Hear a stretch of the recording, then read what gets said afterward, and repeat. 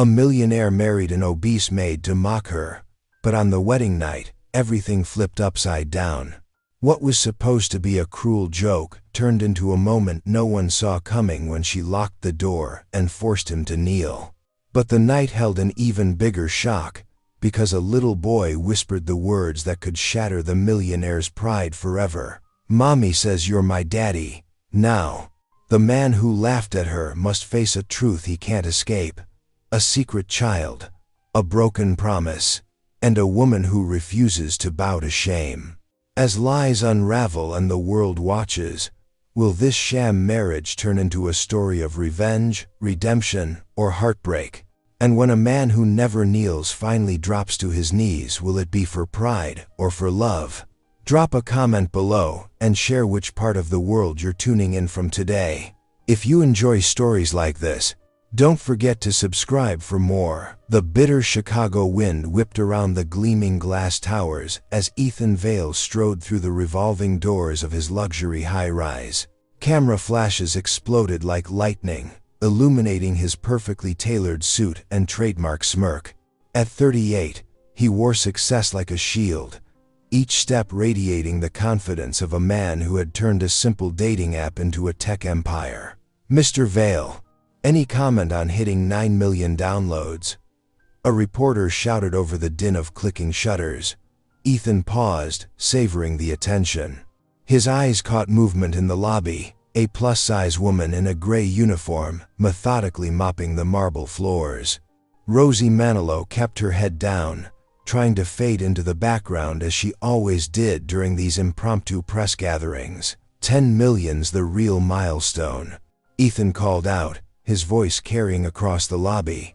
Then, with a cruel glint in his eye, he gestured toward Rosie. "Tell you what, if we hit 10 million downloads this week, I'll marry our building's maid right here." The reporters laughed. Camera and flashes intensified. Rosie's mop stilled, her knuckles whitening around the handle. Within hours, the video clip went viral.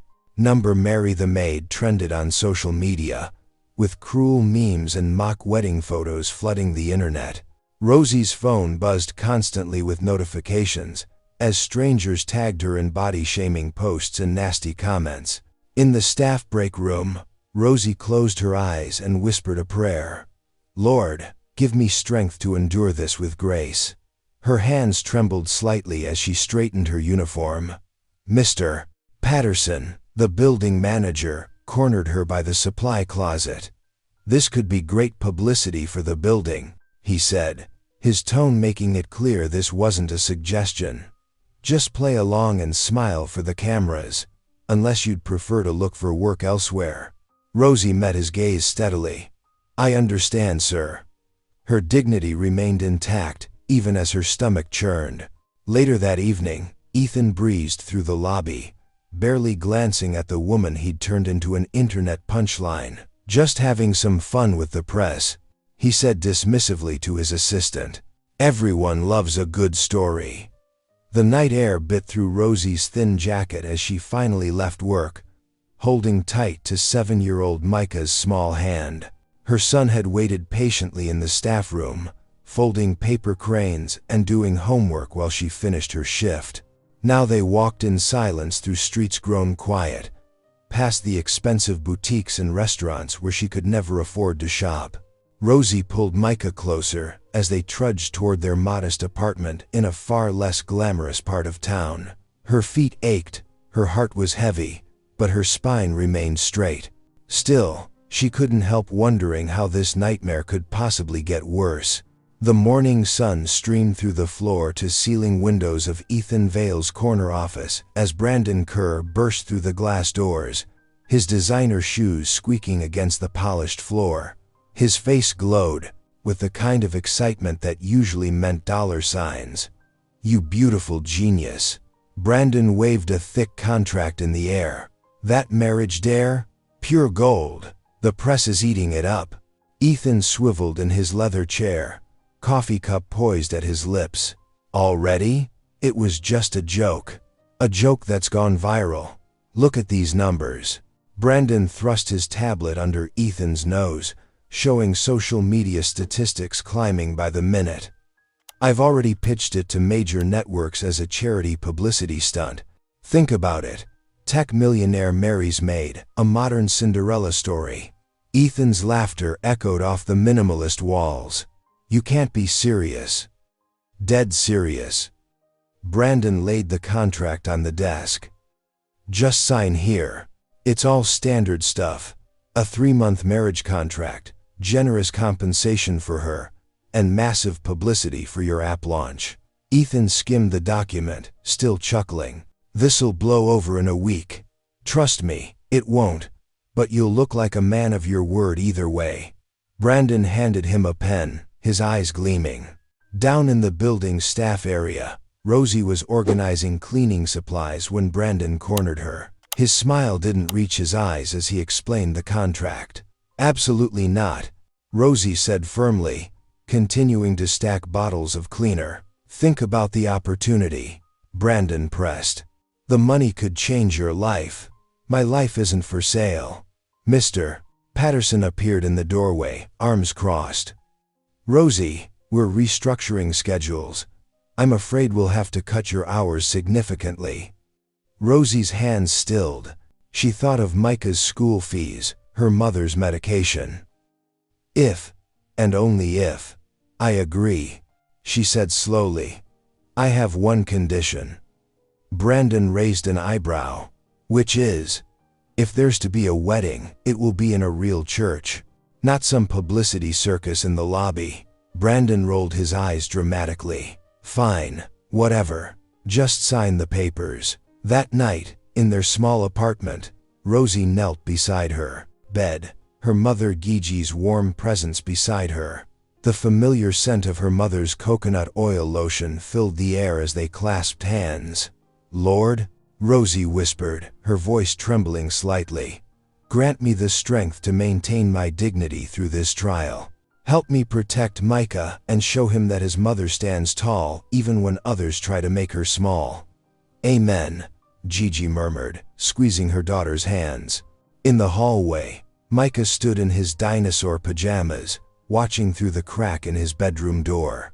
His small fingers worried the edge of his latest paper crane as he listened to his mother's prayers, wondering why she sounded so sad when she was going to marry a prince like in his storybooks. Saturday morning dawned crisp and clear, as reporters swarmed the modest brick church like hungry pigeons. Their cameras clicked incessantly, creating a storm of flashes that bounced off the stained glass windows. Inside, Pastor Denise stood at the altar, her usual calm demeanor masking her concern for Rosie. The wooden doors creaked open, and Ethan Vale strode in, cutting a sharp figure in his $10,000 tuxedo. He played to the cameras with his trademark smirk, adjusting his silver cufflinks as photographers jostled for position in the narrow pews. Quite the circus you've brought to my church, Pastor Denise said quietly. Just giving the people what they want, Ethan replied with a wink. The old organ wheezed to life, and the congregation rose. Rosie appeared in the doorway, a vision of quiet grace in a simple white dress borrowed from the church clothing ministry. The dress wasn't designer, but it fit her curves perfectly, lovingly altered by the skilled hands of church sisters who'd worked through the night. Beside her, 7-year-old Micah beamed with pride, carefully holding a bouquet made entirely of pristine white paper cranes he'd folded himself. Each delicate bird caught the light from the windows, creating a shimmer that no expensive flower arrangement could match. As Rosie walked down the aisle, the mocking whispers from the press section faded into an unexpected hush. Her head was held high, her steps measured and dignified. The church members, who'd known her for years, lined the pews like a protective wall of love. Pastor Denise's voice filled the sacred space. Dearly beloved, we are gathered here today in the sight of God. The familiar words took on new weight in the ancient sanctuary. When it came time for the vows, something shifted in the air. Pastor Denise's eyes locked with Ethan's as she spoke each line for him to repeat. I, Ethan, take you, Rosie. His hand trembled slightly as he held Rosie's. The words, "I will," caught in his throat before coming out, quieter than his usual confident tone.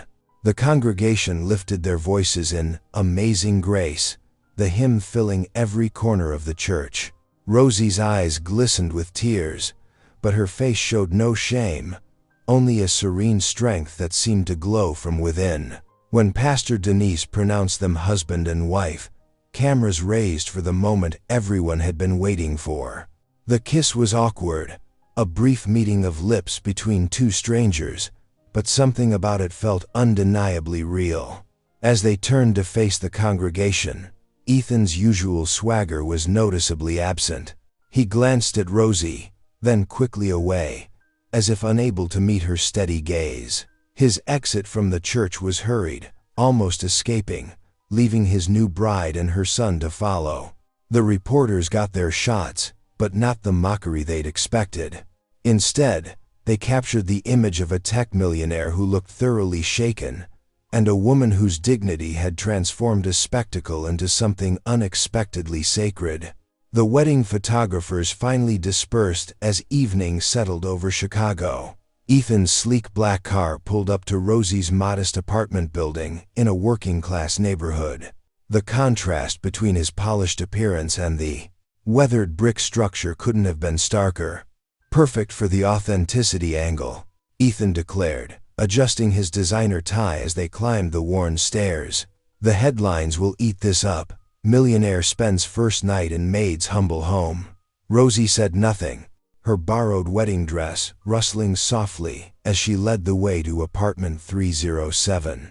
The key turned with a familiar click, and they stepped into the small but immaculately kept space. Family photos lined the walls, and the scent of Filipino cooking lingered from dinner. "Well," Ethan smirked, loosening his tie, "I suppose we should make this official." He stepped toward her with the entitled confidence of a man used to getting his way. Rosie quietly closed and locked the door behind them. Without a word, she moved to the center of the living room and gracefully lowered herself to her knees on the worn carpet.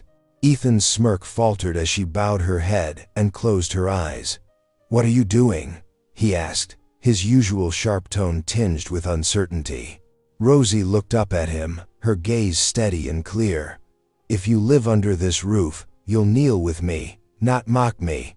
In this home, we pray before bed." Ethan let out a short laugh that died when she didn't join in. "You can't be serious."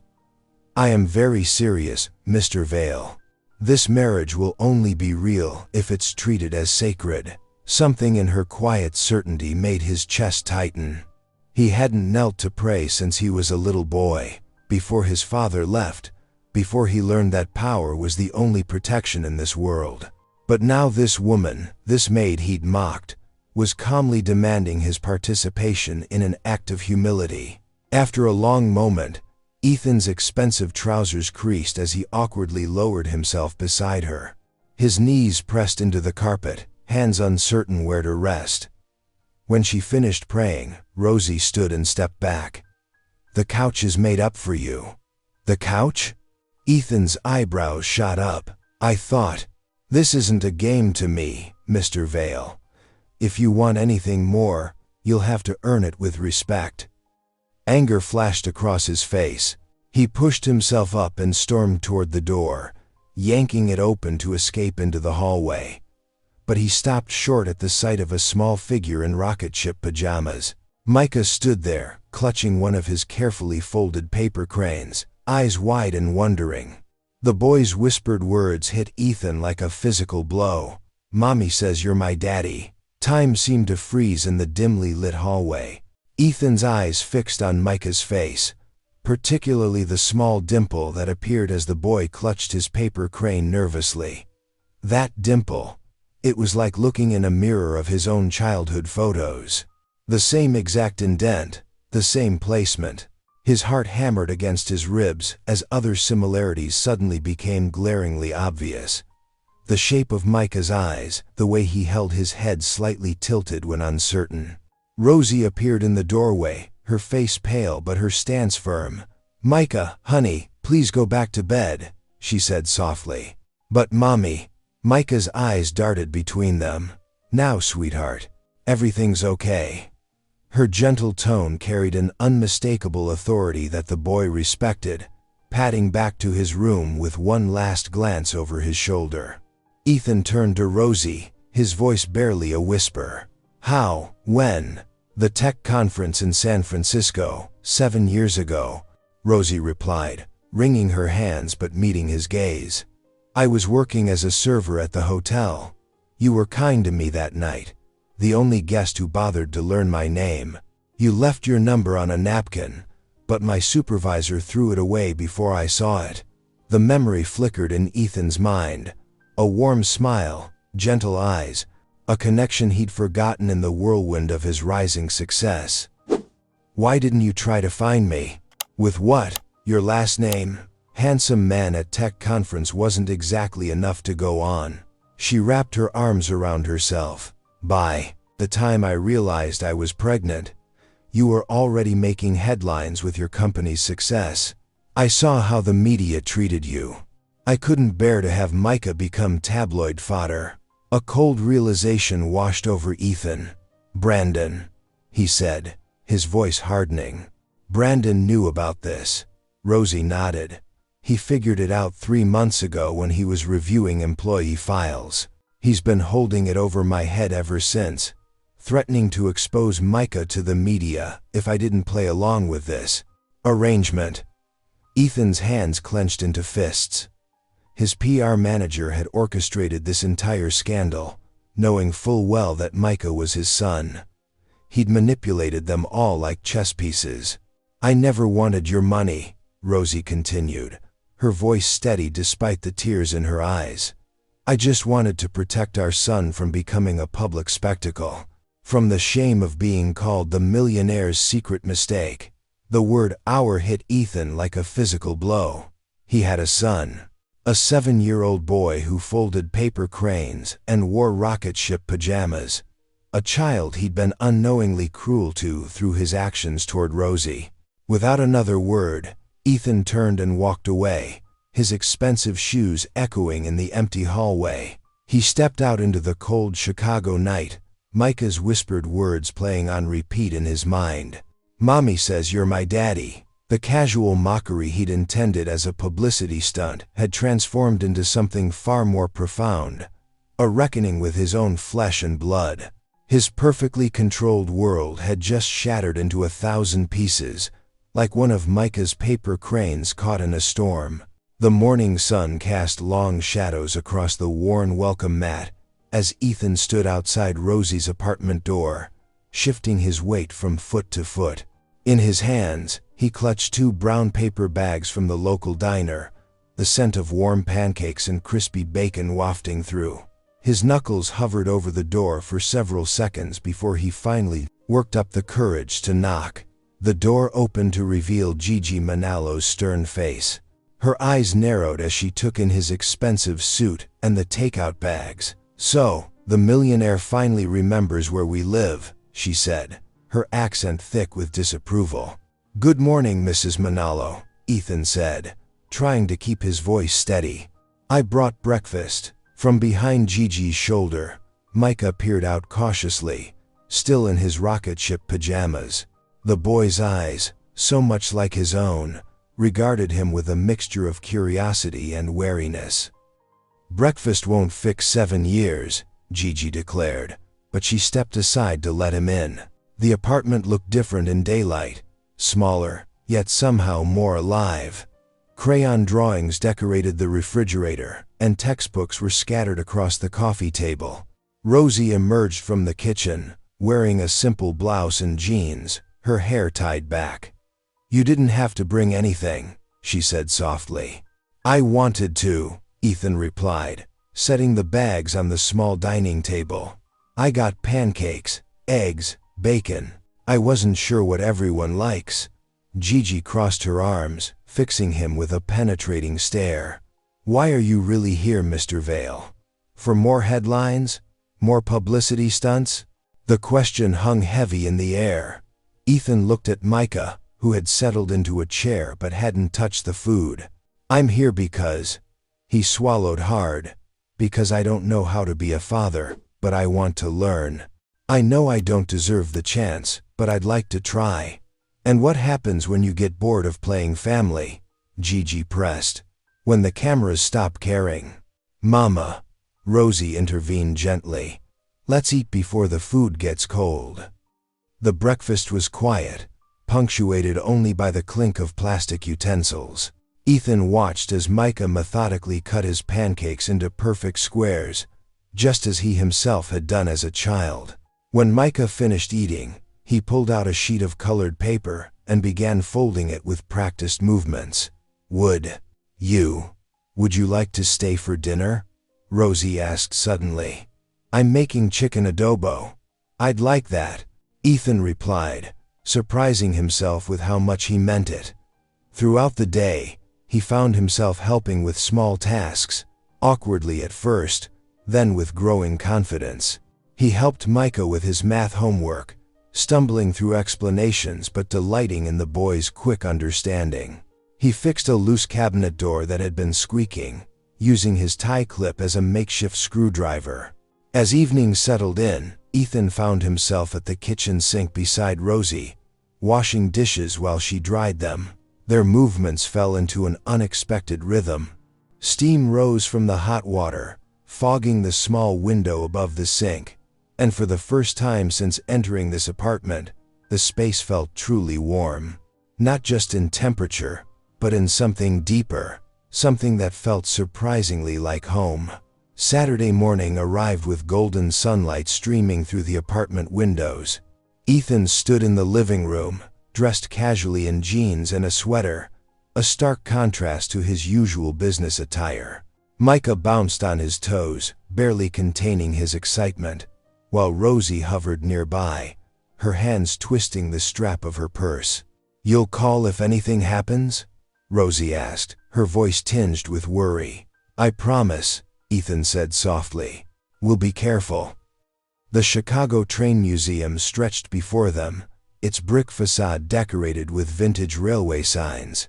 Micah's eyes went wide as they stepped inside, immediately drawn to a massive steam engine that dominated the main hall. Its black steel gleamed under the spotlights, its wheels taller than Micah himself. Did you know? Ethan began, surprising himself with remembered facts from his own childhood, that steam locomotives used to carry mail across the whole country. Micah shook his head, fascinated. How fast could they go? Some could reach 60 miles per hour, Ethan explained, watching his son's face light up. They moved from exhibit to exhibit, Micah reading every plaque out loud, his small finger tracing the words carefully. During their lunch break in the museum cafe, Micah pulled out a sheet of colored paper from his backpack. His small hands moved with practiced precision, folding and creasing. Ethan watched, mesmerized. Would you like to try? Micah offered, sliding a fresh sheet toward him. Ethan's larger hands fumbled with the delicate folds.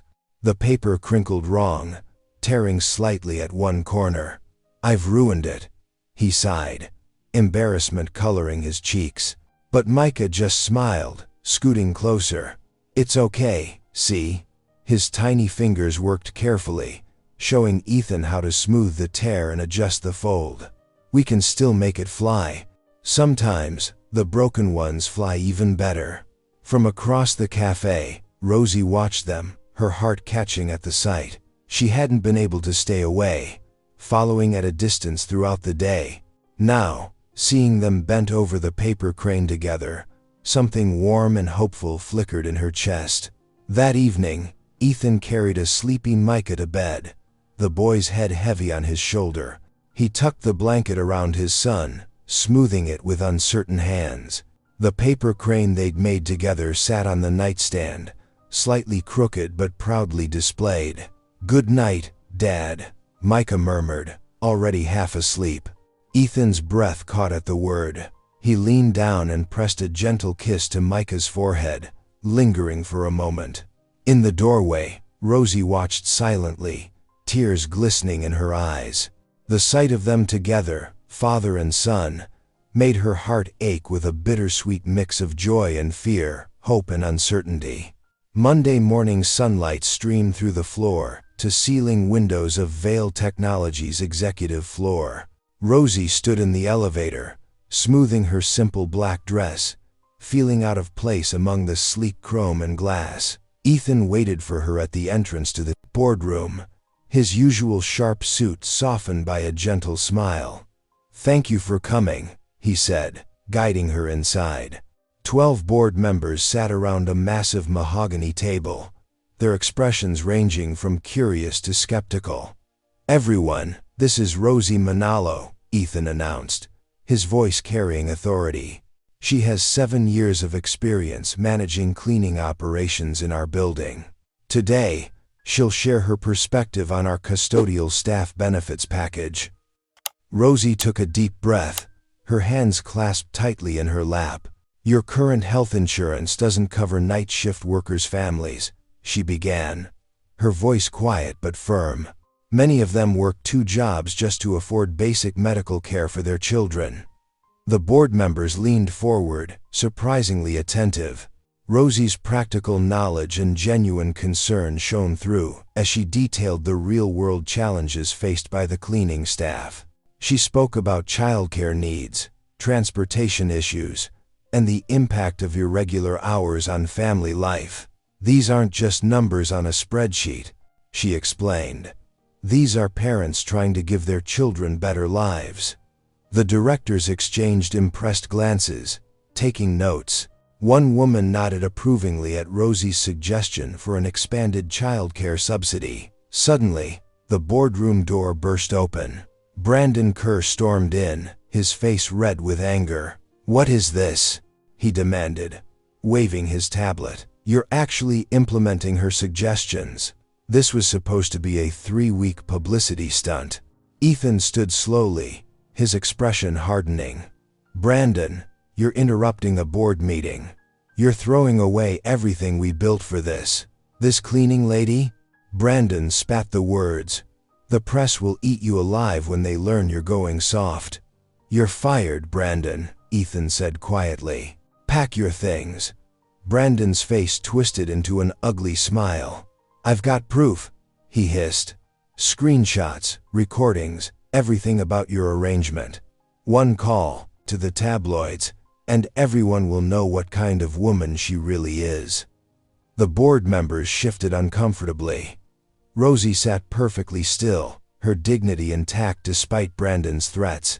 Ethan and Rosie left the office together, riding the elevator in silence.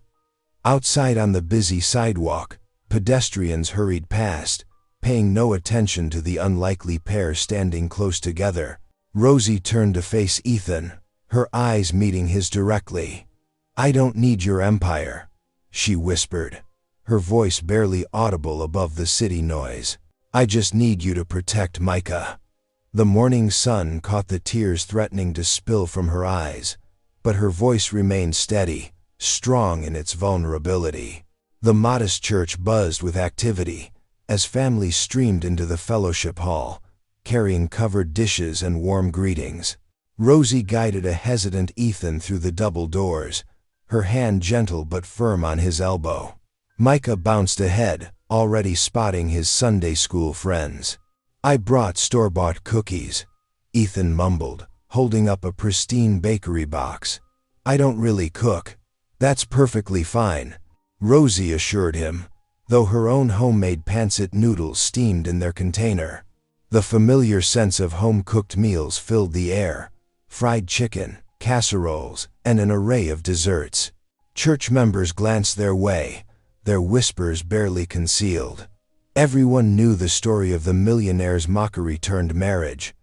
Pastor Denise approached with a warm smile, breaking the tension. "Welcome, Ethan. We're glad you came." Instead of hanging back as expected, Ethan rolled up his sleeves and stepped behind the serving table. "Where do you need help?" he asked, surprising everyone. He ladled soup and passed plates with unexpected humility, his usual boardroom confidence replaced by careful attention to each person's needs.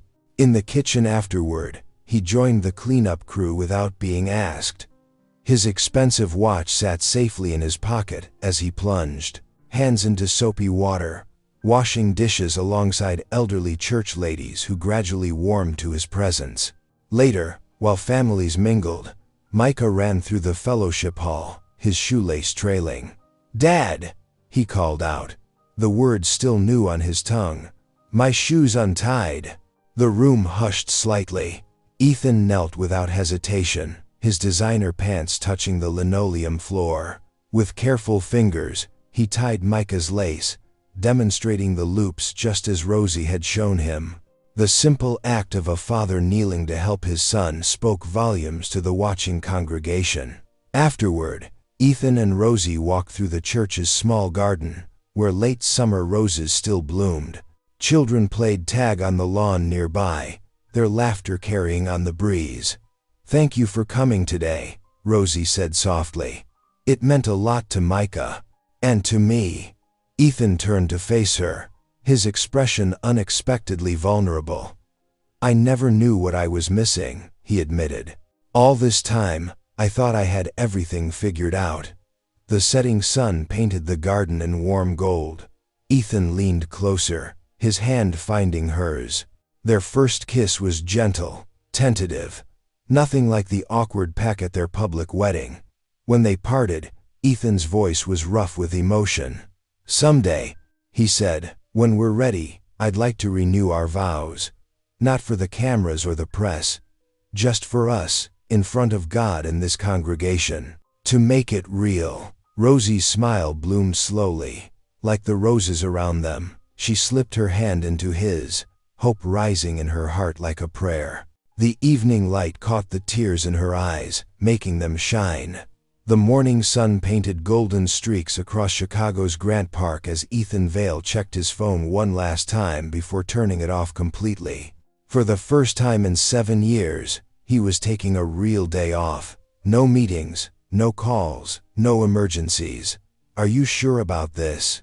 Rosie asked, watching him tuck the phone away. "Absolutely," Ethan replied, pulling a brand new baseball mitt from a shopping bag. "Hey buddy, catch."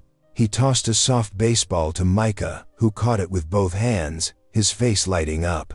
They found a quiet corner of the park, where other families were enjoying the warm Saturday morning. Ethan showed Micah how to hold the bat, his large hands gentle as they adjusted the 7-year-old's grip. Rosie sat on a nearby bench, her old flip phone ready to capture every moment. "Keep your eye on the ball," Ethan coached, tossing a gentle pitch. Micah swung and missed, but his determination never wavered. "That's okay. Try again." After several attempts, the crack of bat meeting ball rang out. Micah's eyes widened as the baseball soared through the air, flying past Ethan and bouncing across the grass. "Run!" Ethan shouted, laughing as Micah sprinted around their makeshift bases. "Home run!" Micah yelled, jumping up and down.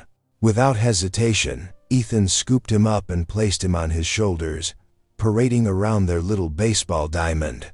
Rosie captured the moment, her hand shaking slightly as she held her phone.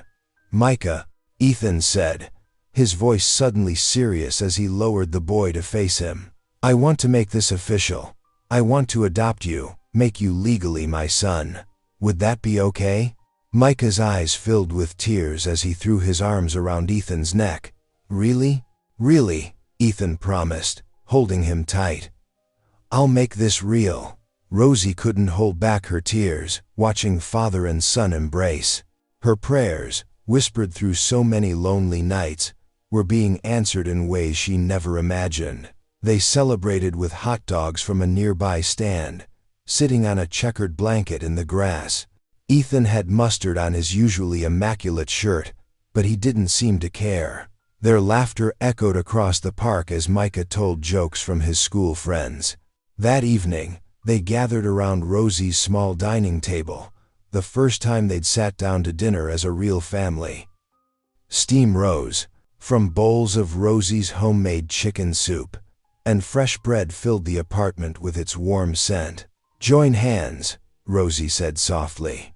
Ethan reached for her hand on one side, and Micah's on the other, completing their circle. In the soft evening light, they bowed their heads as Rosie whispered grace, thanking God for bringing them together, for second chances, and for the miracle of family found in unexpected places. The morning light had barely touched Chicago's skyline when Ethan's phone erupted with notifications. His hands trembled as he watched the viral video Brandon had released, cleverly edited footage that twisted every tender moment of the past weeks into something sinister. The clip showed Rosie speaking at the board meeting about employee benefits, but cut and rearranged to make her sound demanding and calculating. Another segment captured her praying with Micah, but the audio was manipulated to suggest she was coaching him to manipulate Ethan. Even their church potluck appearance was edited to look like a staged publicity stunt. "Mr. Vale," his assistant's voice crackled through the intercom. "The board requests an emergency meeting." In the stark boardroom, 12 faces stared at him with varying degrees of concern and judgment. Board member Charles Wilson, a man who'd backed Ethan since the company's early days, spoke first. "This is a PR nightmare, Ethan. We need damage control immediately. The stock is already down 8%. Another director added, "We need you to make a statement distancing yourself from this situation." Across town, Rosie arrived at work, only to find her access card deactivated.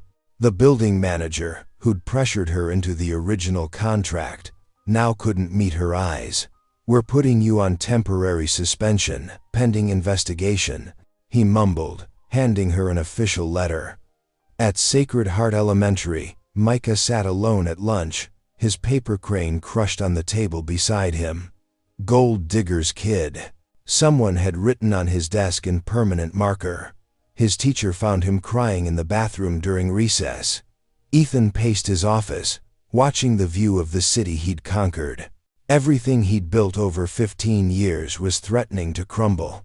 His phone buzzed with another message, the board's suggested press release, formally separating him from Rosie and Micah. That evening, he entered Rosie's apartment, his tie loose and jacket rumpled. The smell of dinner filled the air, but no one was eating. Micah sat quietly at the table, folding and unfolding a wrinkled piece of paper. "They suspended me," Rosie said quietly, standing by the window. Micah came home crying. "I can fix this," Ethan started, running his hands through his hair. "The board just needs me to make a statement." "To deny us?" Rosie turned, her eyes bright with unshed tears. "To choose your empire over your family?" She walked to the kitchen table and placed her apartment key beside Ethan's untouched plate. The metal gleamed under the overhead light, looking somehow both significant and small. "Our home doesn't lock love out," Rosie said softly, her voice steady despite the pain in her eyes. "But pride can." The grand ballroom of the Chicago Marriott buzzed with anticipation.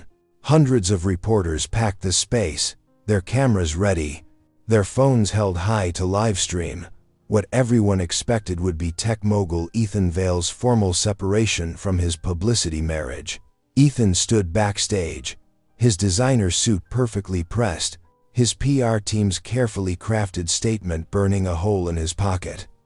But his fingers kept returning to something else, the small apartment key Rosie had left on the table, now warming in his hand. The stage lights blazed as he approached the podium.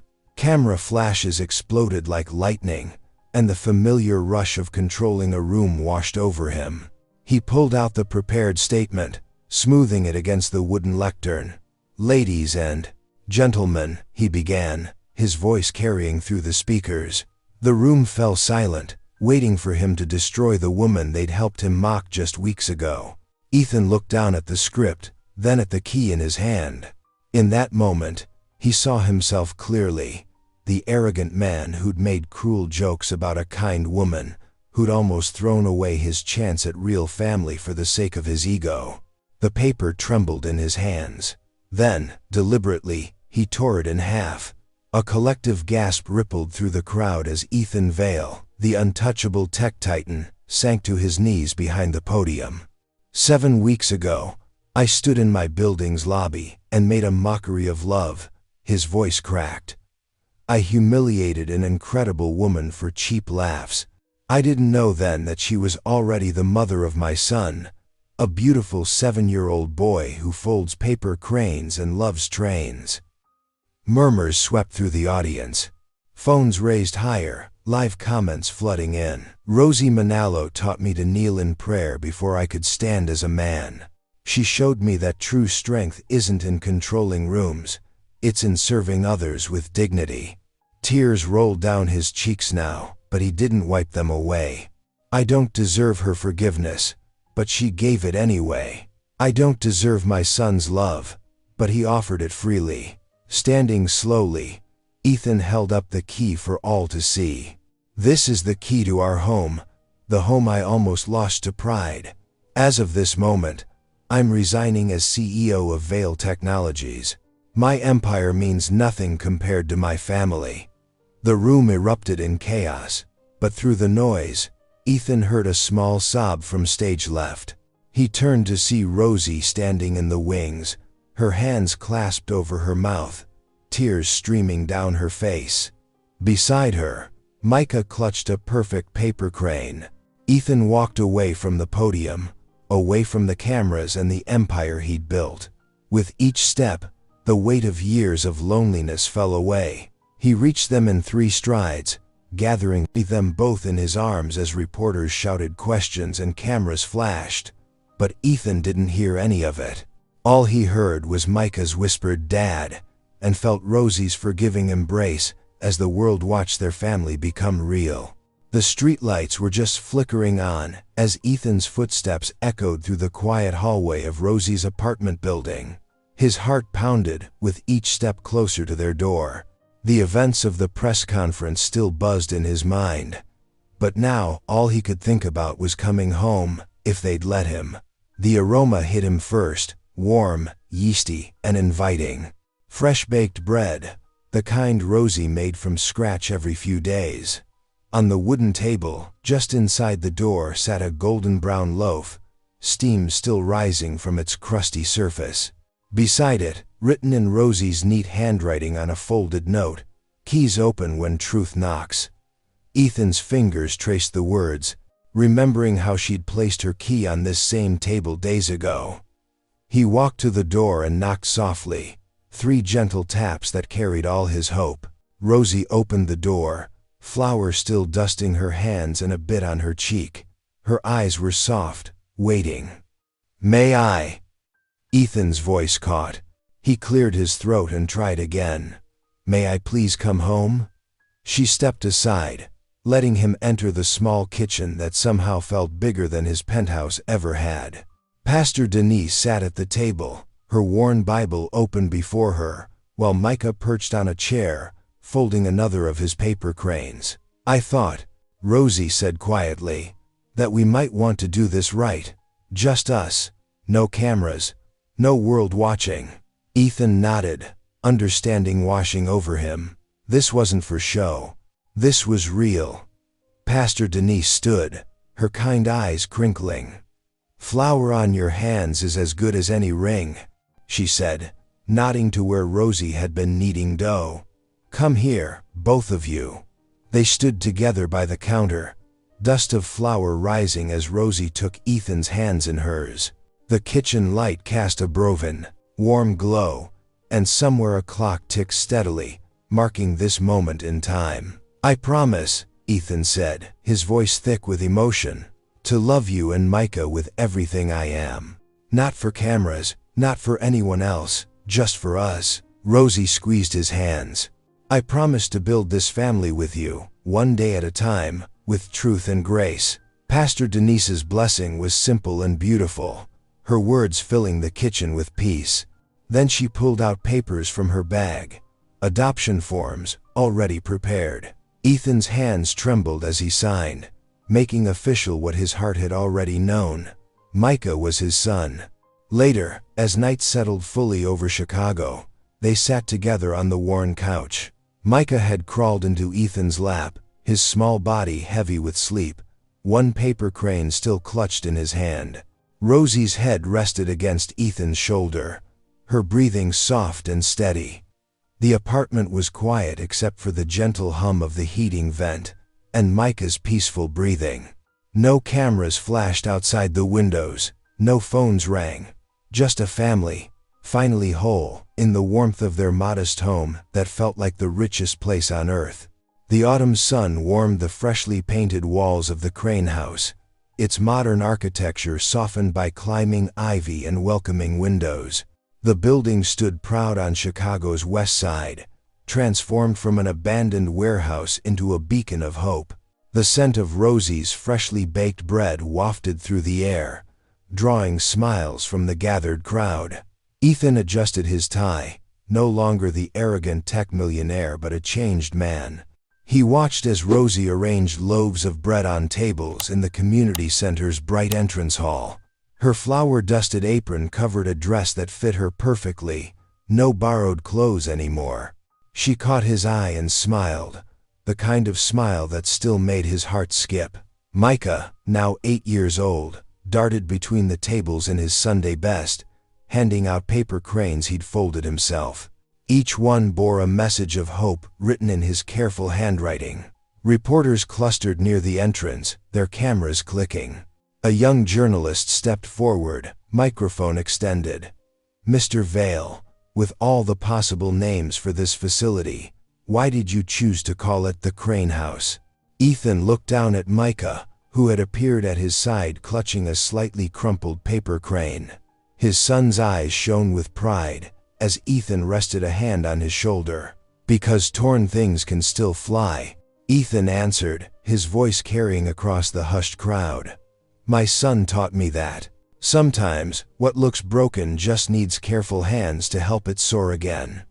The crowd murmured in appreciation as Rosie joined them, wiping her hands on her apron. Together, they stood before the red ribbon stretching across the entrance. The oversized scissors felt light in their joined hands, Ethan's, Rosie's, and Micah's all together. As one family, they cut the ribbon to enthusiastic applause, opening the doors to a place where other families could find their wings. The summer breeze carried the sweet scent of wildflowers as the Vale family made their way to the old railroad bridge. Micah clutched a basket filled with dozens of paper cranes he'd spent the week folding, each one a different color of the rainbow. His small fingers traced the edges of his creations with pride. "Careful near the edge, sweetheart," Rosie called out, spreading a red and white checkered blanket on the grassy slope beside the tracks. She watched as Ethan helped Micah line up the paper birds along the bridge's railing. "Look at my crane," Ethan announced, holding up his own attempt, a crumpled piece of paper that barely resembled a bird. Rosie burst into laughter, her eyes crinkling at the corners. "Oh honey, that looks more like a squashed bug than a crane," she teased, reaching out to pat his arm. "Maybe stick to running community centers instead of origami." Micah giggled, showing his father once again how to make the proper folds. "Like this, Dad. See? Gentle with the corners." They settled onto the blanket, unpacking ham and cheese sandwiches wrapped in wax paper. The afternoon sun warmed their shoulders as they shared stories and dreams between bites. When the distant whistle of an approaching train echoed through the valley, Micah jumped up excitedly. He gathered his string of paper cranes, carefully connected by a thin thread. As the train thundered closer, he released them into the wind. The colorful birds danced and swooped in the locomotive's wake, catching sunlight like precious gems. Ethan pulled Rosie close, pressing a tender kiss to her lips as the train rushed past. Micah waved enthusiastically at the passing cars, his other hand clutching the last paper crane. Together they stood, a family strengthened by faith and bound by love, watching the train disappear toward the horizon that held their future. Thank you for listening. Stories connect us in the most unexpected ways. If you felt that spark today, make sure you're subscribed. I share a new one daily, and the next might change your day.